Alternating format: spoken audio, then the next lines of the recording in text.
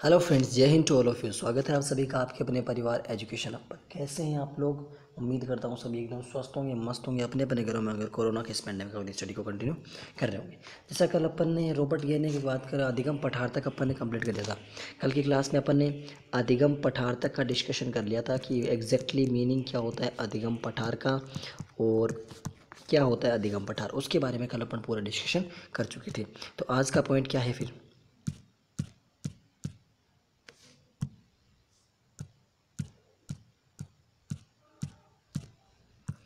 आज का पॉइंट है अपना ये रहा। अधिगम पठार अपन लास्ट में कल देख चुके थे पूरा। उसके बाद आज का पॉइंट आता है अपना अधिगम के प्रकार। अधिगम के प्रकार, टाइप्स ऑफ लर्निंग कौन कौन से होते हैं? एक होता है, नंबर 1 होता है संज्ञान मूलक या ज्ञानात्मक अधिगम। संज्ञान मूलक या ज्ञानात्मक अधिगम होता क्या है? देखिए,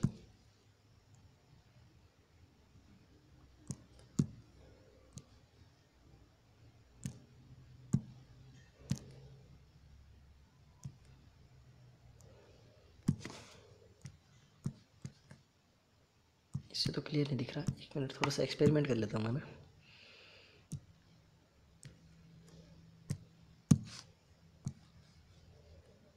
इससे भी नहीं दिख रहा।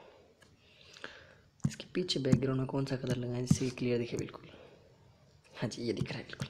अब देखिए, सबसे पहले अधिगम की बात करें, संज्ञान मूलक या ज्ञानात्मक अधिगम। संज्ञान मूलक या ज्ञानात्मक अधिगम होता क्या है? संज्ञान मूलक यानी ज्ञान के लिए क्या करना पड़ा है? ज्ञान के लिए होता है अपने तर्क वितर्क कर सकते हैं, तर्क वितर्क कर सकते हैं, किसी से विश्लेषण संश्लेषण कर सकते हैं, तर्क वितर्क विश्लेषण संश्लेषण कर सकते हैं। और इसके अलावा अपन और क्या क्या कर सकते हैं? इसमें तर्क वितर्क कर सकते हैं, विश्लेषण संश्लेषण कर सकते हैं, और बुक पढ़ने से ज्ञान आता है। यानी देखो, बुक से रिलेटेड जो भी काम करेंगे, बुक जो भी हमारे बुक होती है ना, बुक से हमें क्या मिलता है? ज्ञान। यानी बुक से रिलेटेड जो भी काम, बुक में क्या क्या होता है? देखो, तर्क वितर्क बुक के माध्यम से अपन कर सकते हैं, किससे तर्क वितर्क कर सकते हैं, संश्लेषण और विश्लेषण कर सकते हैं। संश्लेषण और विश्लेषण, संश्लेषण और विश्लेषण में डिफरेंस क्या होता है? देखो, संश्लेषण का मतलब होता है कलेक्शन, संश्लेषण का मतलब होता है इकट्ठा करना, किसी को इकट्ठा करना, और विश्लेषण का मतलब होता है उसको क्या करना? ऐसे फैलाना। विश्लेषण का मतलब होता है फैलाना, संश्लेषण का मतलब होता है इकट्ठा करना, और विश्लेषण का मतलब होता है इसको फैलाना। ठीक है, ओके। नेक्स्ट उसके बाद आता है नंबर 1 अधिगम कंप्लीट हो गया। अधिगम का प्रकार कौन सा? संश्लेषण या फिर विश्लेषण। किसके माध्यम से आता है? बुक पढ़ने के माध्यम। गत्यात्मक अधिगम, गत्यात्मक किसमें होता है? गत्यात्मक मतलब गति से रिलेटेड, जहाँ पर गत्यात्मक का मतलब जहाँ पर गति हो। गति कैसे? यानी कौशल या निपुणता आए। किस में आए? कौशल या फिर निपुणता है आपके अंदर, तो वो कौन सा अधिगम होता है? गत्यात्मक अधिगम होता है। एंड द नंबर 3 इज भावात्मक या संकल्पनात्मक अधिगम। भावात्मक या संकल्पनात्मक अधिगम। भावात्मक मतलब भाव या रुचि होते हैं इसमें, भाव या रुचि का डेवलप होना। ये या भाव या रुचि में क्या होना, उसका डेवलपमेंट किस में आता है? अपने भावात्मक। संज्ञान मूलक ज्ञान से रिलेटेड, ज्ञान कहाँ से आएगा? बुक से रिलेटेड। गत्यात्मक गति से संबंधित, और भावात्मक भाव संबंधित। अधिगम के कितने प्रकार होते हैं? 3 प्रकार। कौन कौन से? संज्ञान मूलक या ज्ञानात्मक अधिगम। इसमें क्या होता है? इसमें होता है कि ज्ञान से रिलेटेड, यानी तर्क वितर्क करना, संश्लेषण विश्लेषण, तर्क वितर्क और संश्लेषण विश्लेषण होता है। गत्यात्मक गति से रिलेटेड होता है, गति से रिलेटेड कौशल या फिर निपुणता है वो होता है। और भावात्मक अधिगम होता है, भाव या रुचि डेवलप करता है, जो हमारा भाव होता है, जो हमारी रुचि होती है उसको डेवलप करता है, वो भावात्मक अधिगम होता है। उसके बाद नेक्स्ट आता है अगला अधिगम के बाद अगला इसका अधिगम का आते हैं अधिगम को प्रभावित करने वाले कारक। कि कौन कौन से फैक्टर्स होते हैं जो अधिगम को प्रभावित करते हैं? अधिगम को प्रभावित करने वाले कारक में सबसे पहला कारक आता है बुद्धि। बुद्धि अधिगम को प्रभावित करती है। बुद्धि जो आपकी इंटेलिजेंस है वो अधिगम को प्रभावित करती है। यानी बुद्धि जितनी अधिक होती है उतना ही काम करती है, और मतलब जितनी कम होती है उतना कम काम करेगा। यानी देखो, जिसकी बुद्धि ज़्यादा होगी वो ज़्यादा अधिगम करेगा, जिसकी बुद्धि कम होगी वो कम अधिगम करेगा। यानी सकारात्मक और नकारात्मक प्रभाव दोनों डालती है बुद्धि। बुद्धि आपका पॉजिटिव एंड नेगेटिव दोनों प्रकार के रेस्पॉन्सेज डालती है। कैसे?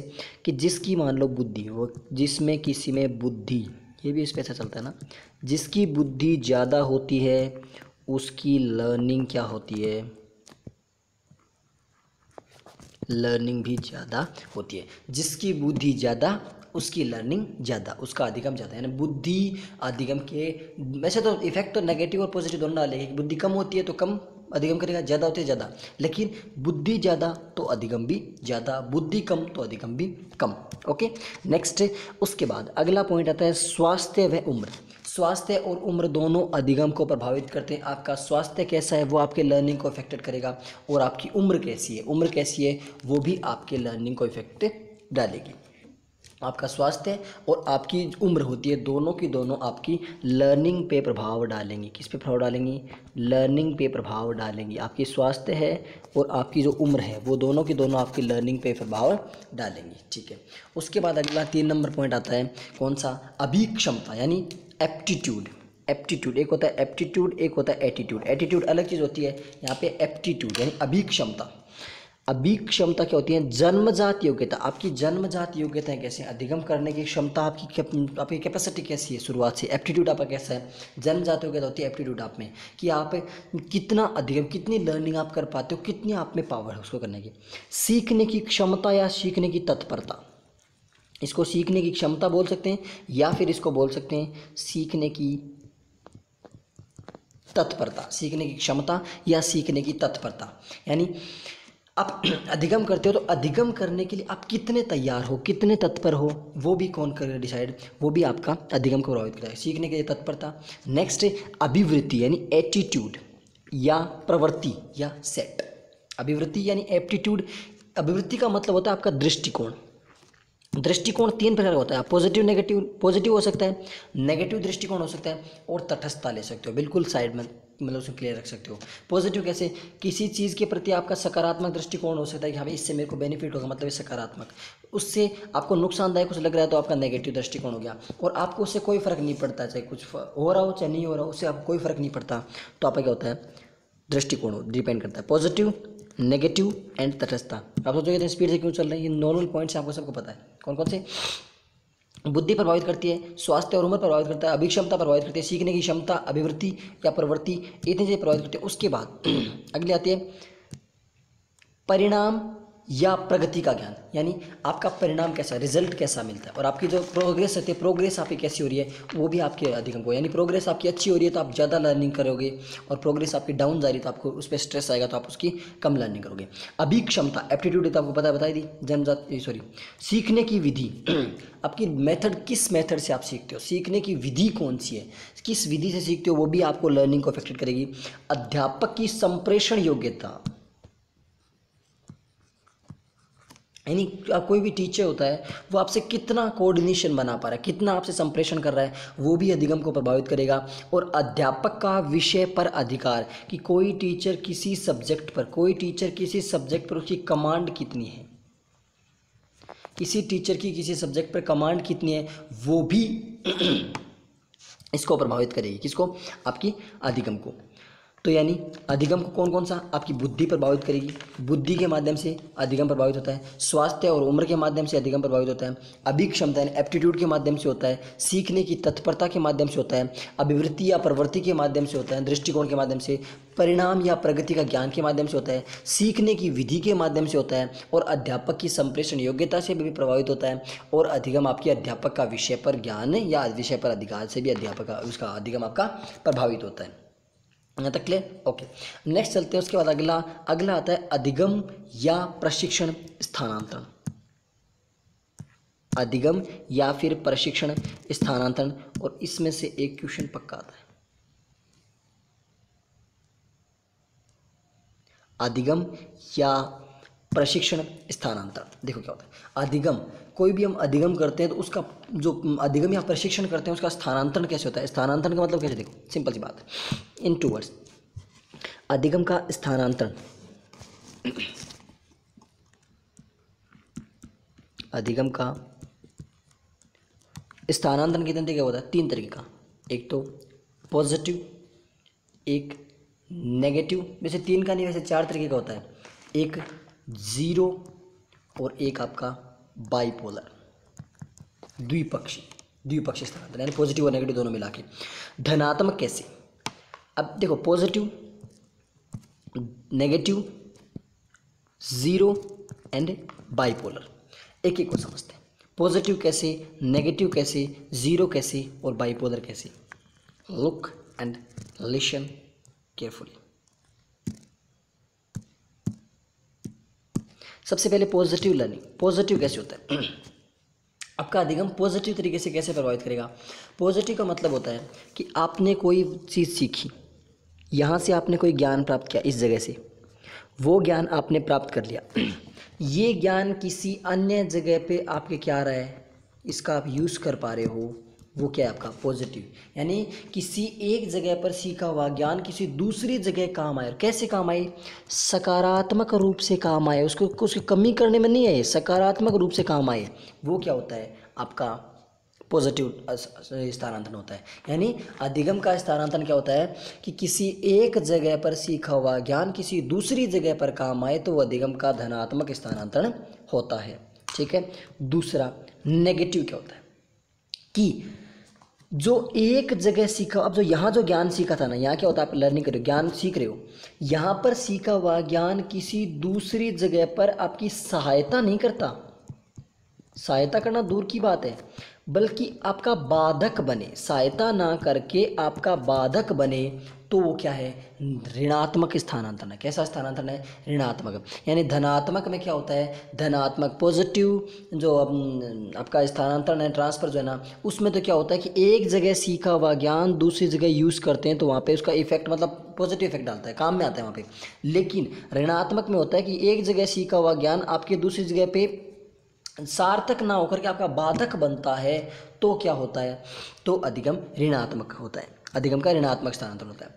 तीसरा जीरो, यानी एक जगह सीखा हुआ ज्ञान, एक जगह सीखा हुआ ज्ञान कहीं भी दूसरी जगह काम नहीं आई।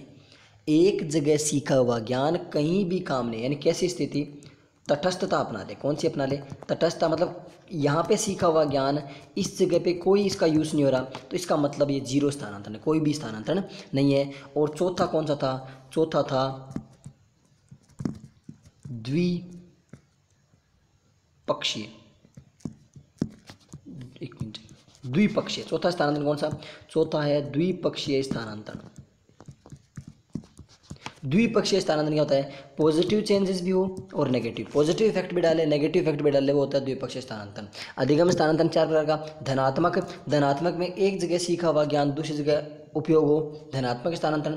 ऋणात्मक स्थानांतरण, एक जगह सीखा हुआ ज्ञान दूसरी जगह साधक ना बन करके बाधक बने, तो ऋणात्मक। जीरो स्थानांतरण, यानी कि एक जगह सीखा हुआ ज्ञान दूसरी जगह उसका कोई भी मतलब किसी प्रकार के काम नहीं, न उसकी सकारात्मक न नकारात्मक, तटस्थता अपना ले, जीरो स्थानांतरण। और द्विपार्श्वीय क्या होता है? द्विपक्षीय होता है, जिसमें धनात्मक और ऋणात्मक दोनों प्रकार का होता है।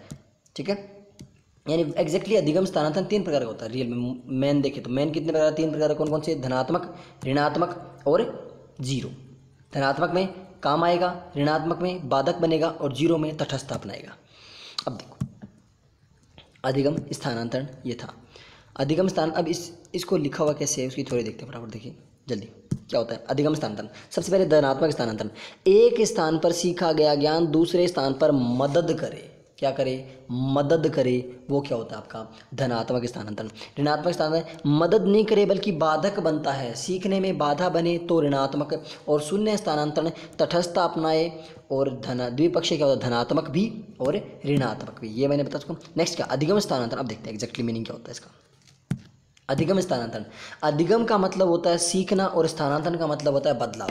यानी सीखने में यदि आपके कोई बदलाव हो रहा है तो वो आपका अधिगम स्थानांतरण है। सीखने में यदि कोई बदलाव हो रहा है तो वो अधिगम स्थानांतरण है।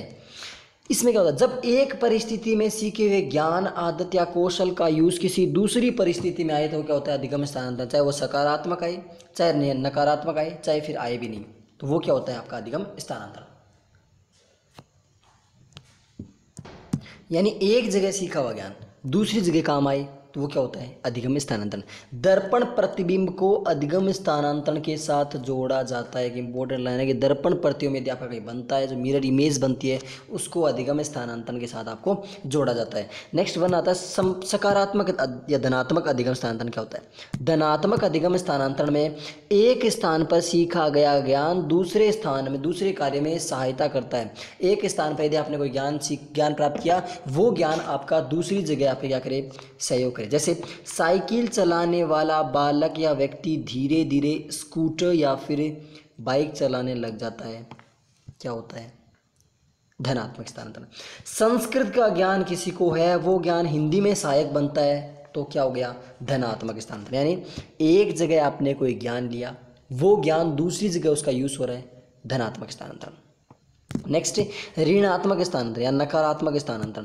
ऋणात्मक या नकारात्मक क्या होता है कि एक स्थान पर सीखा गया ज्ञान दूसरे कार्य में बाधा उत्पन्न करे, कि एक जगह आपने ज्ञान प्राप्त कर लिया, वो दूसरी जगह आपके बाधा उत्पन्न कर रहा है, वो क्या होता है? आपका ऋणात्मक स्थानांतरण। यानी व्यक्ति के जीवन में नकारात्मक स्थानांतरण तब होता है जब व्यक्ति एक ही कार्य को करने का आदी हो जाता है, एक ही करेगा। अब कोई मान लो लेफ्ट हैंड, जैसे दाएं हाथ से लिखने वाला व्यक्ति अचानक बाएं हाथ से न लिख पाए, यानी तो आप मान लो दाएं हाथ से लिखते हो तो आपका दाएं हाथ मान लो चोट लगी, तो आप क्या राइट हैंड से लिख सकते हो? नहीं, वो आपका राइट हैंड का राइट से लिखते हो आप, तो आपके राइट में चोट लगी तो आप लेफ्ट से लिखने में बहुत दिक्कत होती है। वो कैसा स्थानांतरण है? नेगेटिव स्थानांतरण। यानी एक जगह सीखा गया ज्ञान दूसरी जगह काम साधक ना बन करके बाधक बने, नकारात्मक। तीसरा शून्य स्थानांतरण, नो इफेक्ट, ना बाधा उत्पन्न करे ना सहायता करे।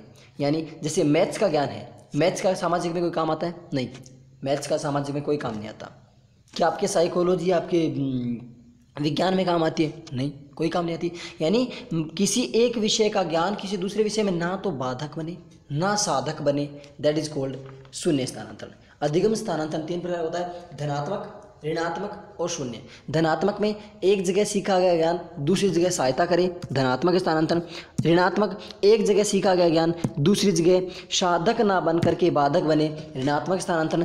और तीसरा शून्य स्थानांतरण, ना तो साधक बने ना बाधक बने, दैट इज कॉल्ड शून्य स्थानांतरण। नेक्स्ट इज अंतरण के प्रकार, टाइप्स ऑफ अंतरण। अंतरण बोले तो ट्रांसफर। अंतरण का मतलब होता है आपके ट्रांसफर्स। ओके, कैसे? अंतरण के प्रकार। अंतरण क्या होता है? ट्रांसफर होता है। सबसे पहले पार्श्वीय अंतरण। पार्श्वीय अंतरण कैसे? कि लिटरल जो ट्रांसफर होता है, लिटरल ट्रांसफर कैसे? साधारण अंतरण, साधारण नॉर्मल अंतरण जो होता है, 10 में से 2 घटाए क्या बचा? 8, ये आपकी नॉर्मल ट्रांसफर है, बिल्कुल इजी लेवल से। वो क्या होता है? आपका पार्श्वीय अंतरण, यानी सिंपल बिल्कुल जो नॉर्मल अंतरण होता है वो पार्श्वीय अंतरण होता है। यहाँ से कुछ नहीं पूछता है, डिटेल में कुछ नहीं पूछता। नेक्स्ट अनुबंध अंतरण या वर्टिकल ट्रांसफर। वर्टिकल ट्रांसफर में क्या होता है? लंबात्मक अधिगम स्थानांतरण होता है इसमें, लंबात्मक अधिगम स्थानांतरण। कैसे? गेने के अनुसार। कैसे? लंबात्मक मतलब ऐसे एक सीढ़ी नुमा, ऐसे एक सीढ़ी नुमा तरीके से सीखना, यानी लंबात्मक, लंबाई रूप से। गेने इसमें बात बोलते हैं, गेने के अनुसार ऐसे सीखना, अर्थात सीढ़ी के ऊपर चढ़ना। कैसे चढ़ना? सीढ़ी के ऊपर चढ़ना। चलो सीढ़ी बना लेते हैं।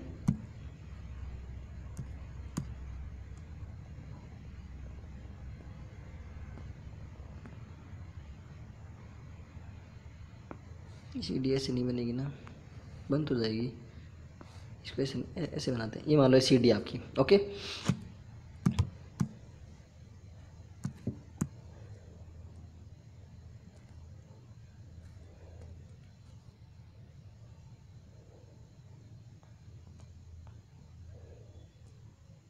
ये देखो इस तरीके से। इसमें क्या होता है? इसमें ये हो रहा है कि यहाँ से ऊपर की तरफ चढ़ रहे हैं। कैसे चढ़ रहे हैं अपन? लंबात्मक। कैसे? लंबात्मक। जैसे एक सीढ़ी पर चढ़ने के लिए अपन अधिगम का प्रकार करते हैं ना, वही होता है लंबात्मक अधिगम स्थानांतरण। लंबात्मक अधिगम स्थानांतरण होता है जैसे एक सीढ़ी पे चढ़ते हैं ना, रॉबर्ट गेने के अनुसार एक सीढ़ी पर जैसे ऐसे सीखना कि जैसे सीढ़ी के ऊपर चढ़ना, लंबात्मक अधिगम स्थानांतरण होता है। लंबात्मक अधिगम स्थानांतरण में ऐसे सीखना जैसे एक सीढ़ी के ऊपर चढ़ना। एक सीढ़ी के ऊपर चढ़ने के लिए जिस प्रकार से काम करते हैं उसी प्रकार से लंबात्मक अधिगम स्थानांतरण होता है। इसका यूज कौशल का अंतरण उच्च स्तर के कौशल को सीखने में करते हैं। यानी किसी को निम्न स्तर का कौशल आता है, उसको उच्च स्तर के कौशल को सीखने के लिए यूज़ करते हैं। किसके लिए? निम्न स्तर का कौशल किसी को आता है तो उसके कौशल का अंतरण उच्च स्तर के कौशल को सीखने में किया जाता है। उसके बाद 3 नंबर आता है। 3 नंबर है अनुक्रमिक अंतरण। अनुक्रमिक अंतरण। अनुक्रमिक अंतरण क्या होता है? Sequential transfer. सीक्वेंस वाइज, सदैव धनात्मक हो। सीक्वेंस वाइज जैसे कैसे? जैसे अपन काउंटिंग करते ना 49, 50, 51, 52, 53, 54, 55, 56, ये क्या होता है? सीक्वेंस होता है एक तरीके का। 1 2 3 4 5 6 7 8 9 10, ये क्या होता है? सीक्वेंस होता है एक तरीके का। तो सीक्वेंशियल यानी अनुक्रमिक रूप से, वो क्या था? लंबात्मक मतलब ऊपर की तरफ बढ़ रहा था। यहाँ पे क्या होता है? सीक्वेंस वाइज 1 2 3 4 5 6 7 8 ऐसे चलना। ये क्या होता है? अनुक्रमिक, अपना अनुक्रमिक अंतरण या फिर सीक्वेंशियल ट्रांसफर। सीक्वेंशियल ट्रांसफर यह सदैव धनात्मक होता है, जैसे काउंटिंग करते हैं ना 49, 50, 51 ऐसे ऐसे चलते हैं, वो क्या होता है? अनुक्रमिक अंतरण। नेक्स्ट, सम स्तर अंतरण, हॉरिजॉन्टल या फिर क्षैतिज। सम स्तर यानी एक ही स्तर वाला, ऐसे कोई स्तर होता है, नॉर्मल जो स्तर होता है ना, ऐसे नॉर्मल जो स्तर होता है ना ऐसे वाला, ऐसे स्तर पे क्या करना है? वो तो लंबात्मक ऐसे था, सीक्वेंशियल यानी क्रम के बाद क्रम चल रहा है, ये ऐसे हॉरिजॉन्टल इस प्रकार से होता है। जैसे कैसे? समान स्तरीय कौशल सीखने में यूजफुल होता है। कैसे समान स्तरीय? मान लो कि समान स्तर के एक बच्चे का स्तर यहाँ पे और दूसरे बच्चे का स्तर यहाँ पे, तो ये दोनों आपस में जो कौशल का यूज़ करते हैं ना, कौन से अंतरण का यूज़ करेंगे? समान स्तर के। यानी इसमें क्या होता है? अनुक्रमिक अंतरण भी एक तरह का सम स्तर अंतरण होता है। अनुक्रमिक जो भी कहते हैं, अनुक्रमिक कैसे? सीक्वेंस वाइज जो करते हैं ना, वो भी इसी तरीके का होता है। कैसे? एक हॉरिजॉन्टल होता है, हॉरिजॉन्टल होता है, या फिर सम स्तर अंतरण होता है। सम स्तर यानी एक ही स्तर, सम स्तर, समान स्तर वाला। नेक्स्ट, उसके बाद नंबर 5, द्विपार्श्वीय अंतरण। द्विपार्श्वीय अंतरण क्या होता है? द्विपार्श्वीय अंतरण होता है कि जो शरीर, जैसे क्रॉस एजुकेशन। कैसे? क्रॉस एजुकेशन कैसे? कि शरीर का दायां पक्ष होता है ना, वो बाएं पक्ष में मदद करता है। जब अपने शरीर का लेफ्ट पार्ट है, वो राइट पार्ट की, और राइट पार्ट लेफ्ट पार्ट की मदद करता है। वो क्या होता है? वो होता है द्विपार्श्वीय अंतरण। यानी शरीर का दायां पक्ष शरीर के बाएं पक्ष की मदद करे, या इससे सीखना या कौशल के द्वारा क्या होता है? द्विपार्श्वीय। नंबर 1 कौन सा था? पार्श्वीय। इसमें नॉर्मल ट्रांसफर होता है। जो अनुलंब यानी सीडी की तरह, अनुक्रमिक यानी क्रम वाइज, हमेशा धनात्मक होता है। सम स्तर, समान स्तर वाला, समान स्तर का लेवल। द्विपार्श्वीय, शरीर मतलब चेंज आपस में, मतलब आपस में पक्ष उल्टे सीधे। द्विपार्श्वीय, दो भाग, बाइलिटरल जो होता है ना, बाइलिटरल। क्रॉस एजुकेशन होती है, क्रॉस एजुकेशन। कैसे? कि शरीर का लेफ्ट पार्ट है, वो अपने राइट पार्ट की, और राइट पार्ट लेफ्ट पार्ट का जो काम करता है ना, वो क्या होता है? द्विपार्श्वीय अंतरण होता है। कौन सा अंतरण होता है? द्विपार्श्वीय अंतरण। द नेक्स्ट आता है संक के अनुसार। किसके अनुसार? संक के अनुसार अंतरण। संक के अनुसार अंतरण, ये संक ने इस अंतरण को दिया था 2000 में, 2000 रुपये में नहीं, 2000 ईस्वी में। 2000 में संक ने इस अंतरण के प्रकार को दिया। इसमें नंबर 1 होता है समीपवर्ती अंतरण। समीपवर्ती अंतरण या फिर नियर ट्रांसफर। समीपवर्ती अंतरण या नियर ट्रांसफर, जब परिस्थितियां समान होती हैं, दो पास के समीपवर्ती मतलब दो एक जैसी पास वस्तुएं, उनमें समान परिस्थिति हैं, तो समान परिस्थितियों में जो अंतरण होता है ना, वो समीपवर्ती अंतरण होता है, यानी नियर ट्रांसफर होता है। कौन सा ट्रांसफर होता है? नियर ट्रांसफर होता है। नेक्स्ट दूरवर्ती अंतरण या फिर फार ट्रांसफर। दूरवर्ती अंतरण या फिर फार ट्रांसफर क्या होता है? आरंभिक अधिगम से भिन्न परिस्थिति में अंतरण होता है। कैसे? जो आपका आरंभिक अधिगम करते हो, उससे भिन्न परिस्थिति में अंतरण क्या होता है? आपका फार ट्रांसफर या फिर दूरवर्ती अंतरण होता है। आरंभिक स्थिति से भिन्न परिस्थिति में अंतरण होता है। नेक्स्ट नंबर 3, निम्न रोड अंतरण यानी लो रोड ट्रांसफर। निम्न रोड अंतरण क्या होता है? कि पहले सीखा हुआ ज्ञान या कौशल स्वतः अचेतन रूप से अपने आप दूसरी परिस्थिति में शिफ्ट हो जाए। कि आपने पहले कोई ज्ञान प्राप्त कर लिया, वो आपको पता भी नहीं चलेगा कब आपका अचेतन मन की तरफ से उसे दूसरी परिस्थिति में शिफ्ट हो जाएगा। आपने पहले कोई ज्ञान प्राप्त किया, वो आपको पता भी नहीं चलेगा कब आपके अचेतन रूप से अपने आप दूसरी परिस्थिति में क्या हो गया? शिफ्ट हो गया, दूसरी परिस्थिति में शिफ्ट हो गया। दैट इज कॉल्ड निम्न रोड स्थानांतरण। यानी अचेतन रूप से दूसरी परिस्थिति में पहले सीखा हुआ ज्ञान दूसरी परिस्थिति में स्थानांतरित होता है। क्या होता है? निम्न रोड स्थानांतरण। यानी निम्न रोड अंतरण बोलो, स्थानांतरण बोलने की बात है। संघ क्या बोलते हैं? समीपवर्ती क्या होता है? Near by, near by transfer. दूरवर्ती फार ट्रांसफर। तीसरा निम्न रोड या लो रोड ट्रांसफर। उसके बाद नंबर 4 आता है उच्च रोड स्थानांतरण। कौन सा स्थानांतरण? उच्च रोड स्थानांतरण।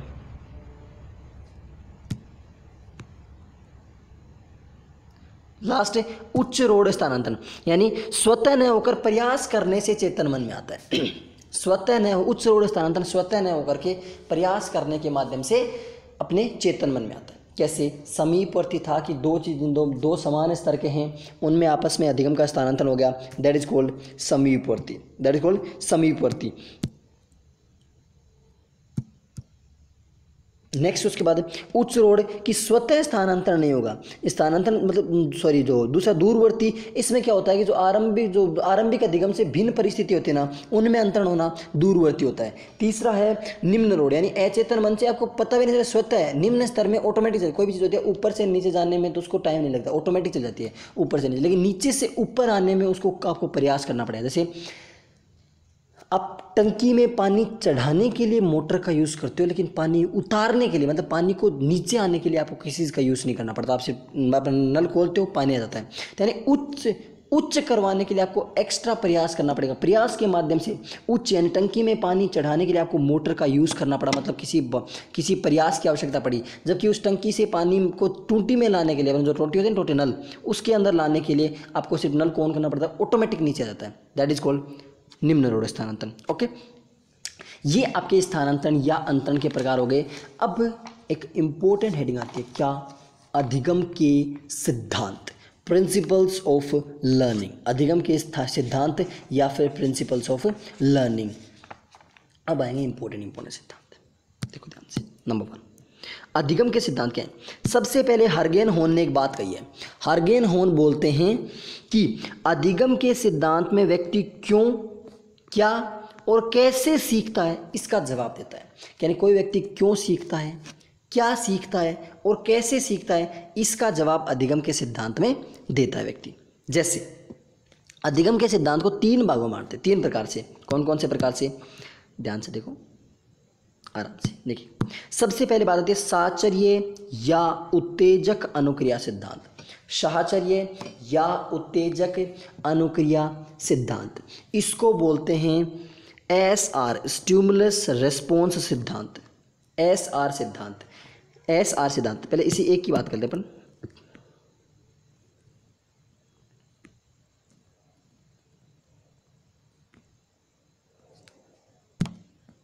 अनुक्रिया सिद्धांत, SR स्टिमुलस रेस्पॉन्स सिद्धांत, स्टिमुलस रेस्पॉन्स सिद्धांत, या इसको किसने दिया? इसको व्यवहारवादियों ने दिया। किसने दिया? व्यवहारवादियों ने दिया। इसको परिधीय सिद्धांत भी बोलते हैं। इसको क्या बोलते हैं?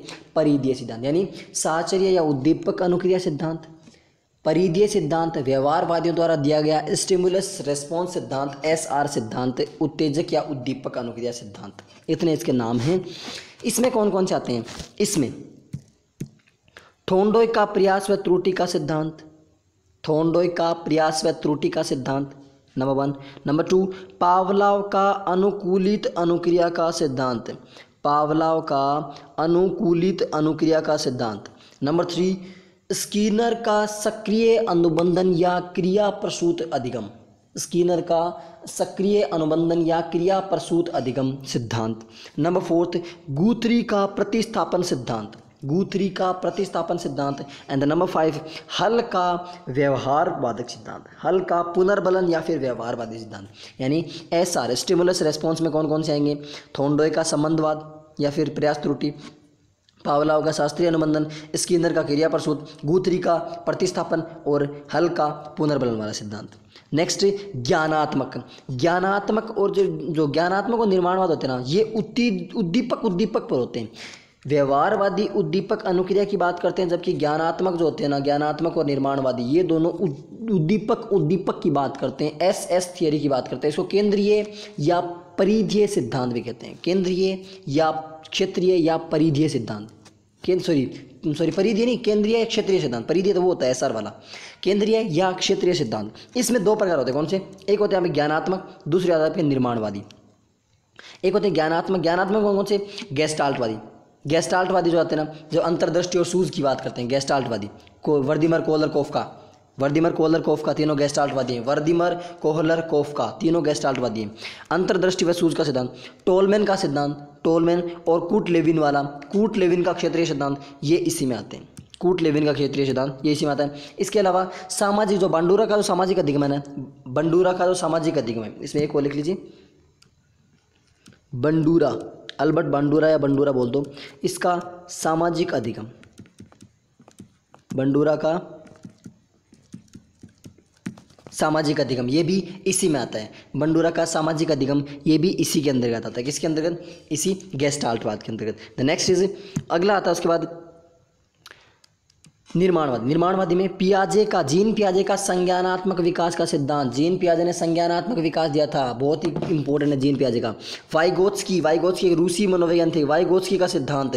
अर्नेस्ट वोल ग्लेंजरफेल्ड का सिद्धांत, ये कहाँ के थे? जर्मनी के थे। अर्नेस्ट वोल का ग्लेंजरफेल्ड का सिद्धांत। जीरोम ब्रूनर जो अमेरिका के थे, इनका संज्ञानात्मक विकास। जीरोम ब्रूनर का संज्ञानात्मक विकास। इतने सिद्धांत आते हैं इसमें। कितने सिद्धांत आते हैं? इतने सिद्धांत आते हैं इसमें। किसमें? अधिगम का जो सिद्धांत वाला था ना, अधिगम के सिद्धांत, इसमें ये सिद्धांत आते हैं। कौन कौन से? थॉर्नडाइक आ गया इसमें, पावलाव, स्किनर, गुथरी, हल, गेस्टाल्टवादी, Wertheimer, Kohler Koffka, Tolman, Lewin, Bandura, पियाजे, Vygotsky, Ernst von, Glasersfeld, Jerome Bruner, इन सभी के सिद्धांत अधिगम सिद्धांत के अंतर्गत आते हैं। अब कुछ इंपॉर्टेंट फैक्ट्स देखते हैं, फिर अपने आता है कौन सा? नंबर 1 सिद्धांत आ जाएगा। देखिए, सबसे पहले बात करते हैं उत्तेजक या उद्दीपक या स्टिमुलस। उत्तेजक या उद्दीपक। सबसे पहले व्यवहारवादी अधिगम वाले बात करते हैं। उत्तेजक क्या होता है, उद्दीपक क्या होता है, स्टिमुलस क्या होता है, इसकी बात करते हैं।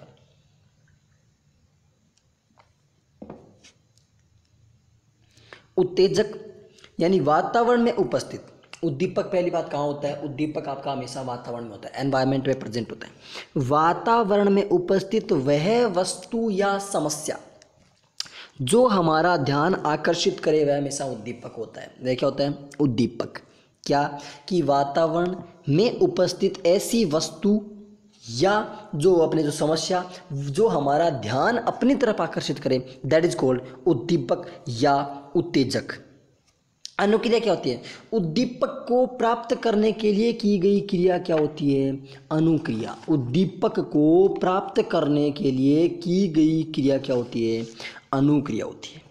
दैट इज कॉल्ड अनुक्रिया। अभी इसको एक बार इतना समझते, क्रिया पर होता है ना, जब अपने प्रयास और त्रुटि आएगा उसमें उद्दीपक और अनुक्रिया को डिटेल से बताएंगे क्या होता है उद्दीपक अनुक्रिया। अब सबसे पहले बात करते हैं व्यवहारवादियों की। व्यवहारवादी कौन कौन थे?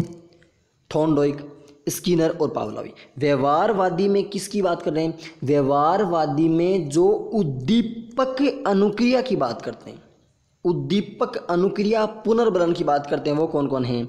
थॉर्नडाइक, स्किनर, पावलोव और हल। ध्यान देना इस इसमें। व्यवहारवादी सिद्धांत है व्यवहारवादी। व्यवहारवादी में भी 2 पार्ट बट गए।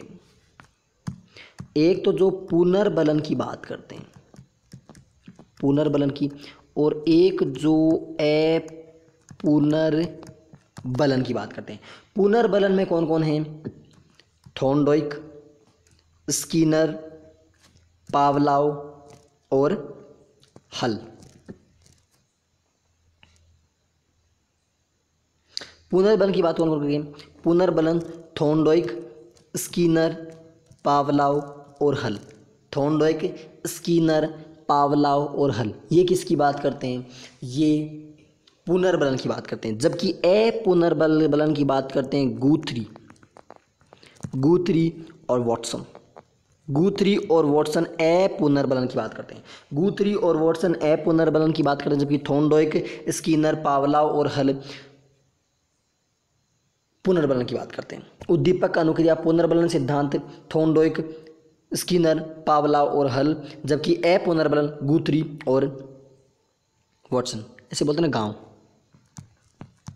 गांव मतलब गुथरी पुनर्बलन वॉटसन, गुथरी पुनर्बलन वॉटसन। व्यवहारवादी की बात कर रहे हैं। व्यवहारवादी में गुथरी पुनर्बलन और वॉटसन, गुथरी पुनर्बलन वॉटसन, गुथरी पुनर्बलन वॉटसन, गुथरी पुनर्बलन वॉटसन, गुथरी पुनर्बलन वॉटसन। गांव मतलब गुथरी और वॉटसन किसकी बात करते हैं? पुनर्बलन की। जबकि थॉर्नडाइक, स्किनर, पावलोव और हल किसकी बात करते हैं? पुनर्बलन की बात करते हैं। किसकी बात करते हैं? पुनर्बलन की। ठीक है, ओके। अब पुनर्बलन वाले में क्या है और पुनर्बलन वाले में क्या है, डिफरेंस समझते हैं। ध्यान से एक एक पॉइंट देखते चलिएगा। चलिए,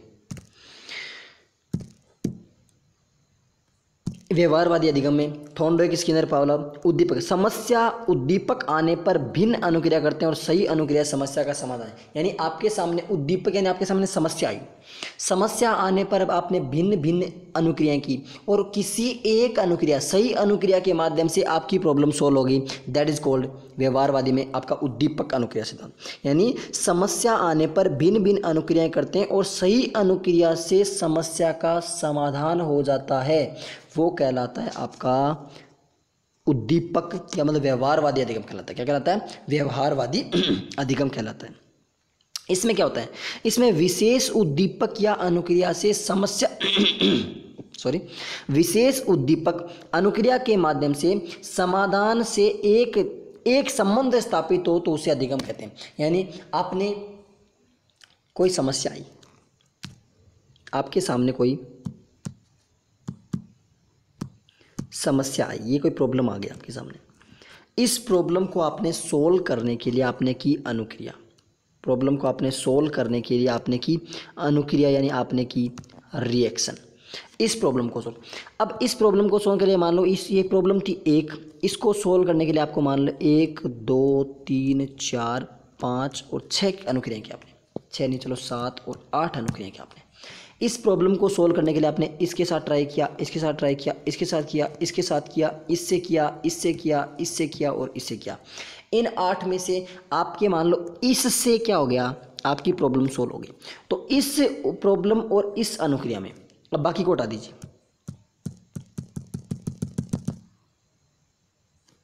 इस प्रॉब्लम और इस अनुक्रिया के मध्य क्या बन गई आपकी बॉन्डिंग, क्या बन गई? इस प्रॉब्लम और इस अनुक्रिया के मध्य क्या बन गई आपकी बॉन्डिंग बन गई। यानी एक इस प्रॉब्लम के मध्य और इस अनुक्रिया के मध्य आपकी क्या बन गई बॉन्डिंग। ये बॉन्डिंग ही क्या कहलाती है?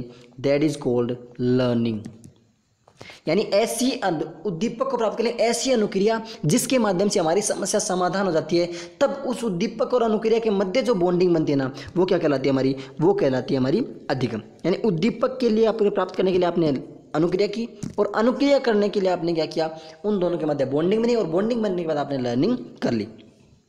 नेक्स्ट, यह संबंध पुनर्बलन के आधार पर होता है। अनुक्रिया करने पर पुनर्बलन संतोषजनक प्रभाव डाले तो उद्दीपन अनुक्रिया पुनर्बलन सिद्धांत या प्रभावक सिद्धांत कहते हैं।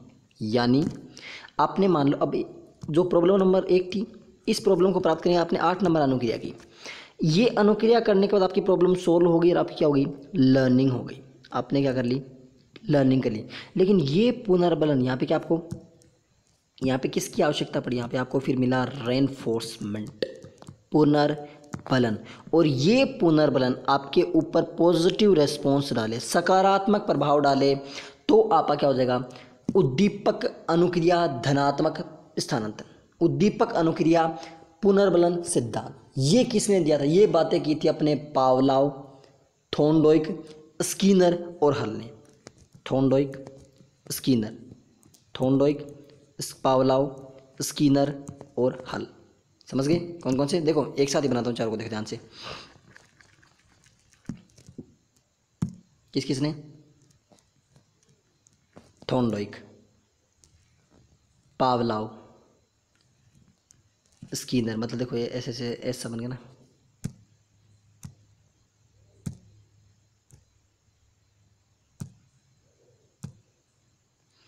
थॉर्नडाइक, पावलोव,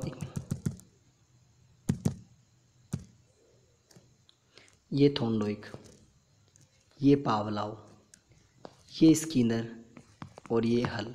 ये बोलो थॉर्नडाइक, पावलोव, स्किनर और हल। और ये किसकी बात कर रहे हैं? ये बात कर रहे थे अपने अनुक्रिया की। किसकी? उद्दीपक अनुक्रिया की। किसकी बात कर रहे थे? उद्दीपक अनुक्रिया की। ओके ठीक है, इसका स्क्रीनशॉट लेना तो ले लो। यानी थॉर्नडाइक, पावलोव, स्किनर और हल, ये किसकी बात करते हैं? उद्दीपक अनुक्रिया सिद्धांत की। नेक्स्ट, उद्दीपक अनुक्रिया पुनर्बलन सिद्धांत। देखो अब पुनर्बलन आपका नेगेटिव रेस्पॉन्स डाले, यानी इसकी बात करोगे गुथरी और वॉटसन, गाँव गाँव पुनर्बलन, गाँव पुनर्बलन। यानी उद्दीपन व अनुक्रिया पुनर्बलन के आधार पर नहीं बल्कि समीपता या बारंबारता के आधार पर रहे हैं। यानी थॉर्नडाइक, जो वॉटसन और गुथरी क्या बोलते हैं कि जो उद्दीपक और जो अनुक्रिया है ना, वो पुनर्बलन से आपस में नहीं कनेक्ट हुई, पुनर्बलन से ना जुड़ करके बार बार अनुक्रिया से जुड़ें, पुनर्बलन से ना जुड़ करके बार बार अनुक्रिया के माध्यम से जुड़ें, यानी बार बार उनके बीच में आपस में बॉन्डिंग हो रही है उससे जुड़ें, तो क्या होता है वो आपका होता है उद्दीपक अनुक्रिया अपुनर्बलन सिद्धांत।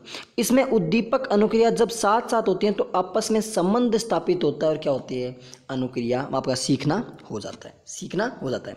इसके बाद हेडिंग छोड़ दिए थॉर्नडाइक का प्रयास व त्रुटि का सिद्धांत। अब देखो वापस समझाता हूँ पुनर्बलन क्या होता है और अपुनर्बलन क्या होता है। पुनर्बलन की बात कर रहे हैं एक तरफ कर रहे हैं अपुनर्बलन की बात।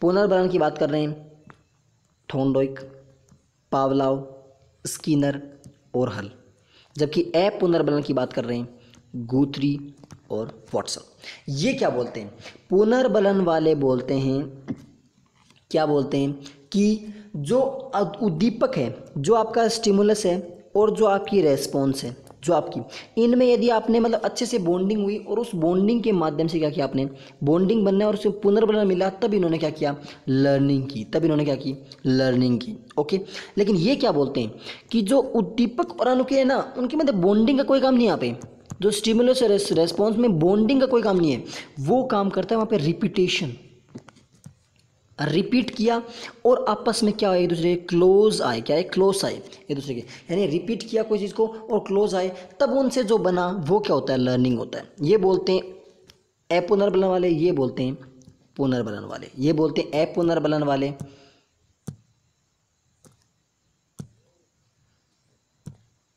ये तो कौन बोलते हैं अपुनर्बलन वाले, और ये बोलते हैं पुनर्बलन वाले, ये अपुनर्बलन वाले और ये पुनर्बलन वाले। ठीक है, समझ में आया।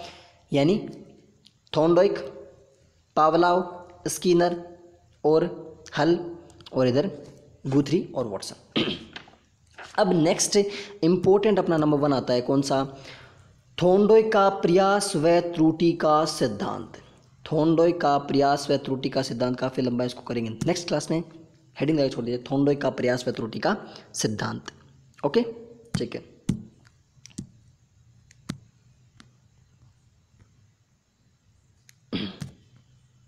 अब क्या वीडियो यदि आपको पसंद आया, वही काम, वीडियो आपको पसंद आया तो आपको वीडियो लाइक करना है, शेयर करना है और चैनल पे नए हो तो उसको सब्सक्राइब करना और अपने दोस्तों से भी करवाना है। मिलते हैं अगले सेशन में। और ये अपना टेलीग्राम ग्रुप है रीड विद दुरीना, इसको आप अवश्य ज्वाइन कर लीजिएगा। मिलते हैं अगले सेशन में, तब तक के लिए अपना ध्यान रखिए, अपने घर वालों का ध्यान रखिए। वंदे मातरम, जय हिंद, जय Bharat. Thank you for watching.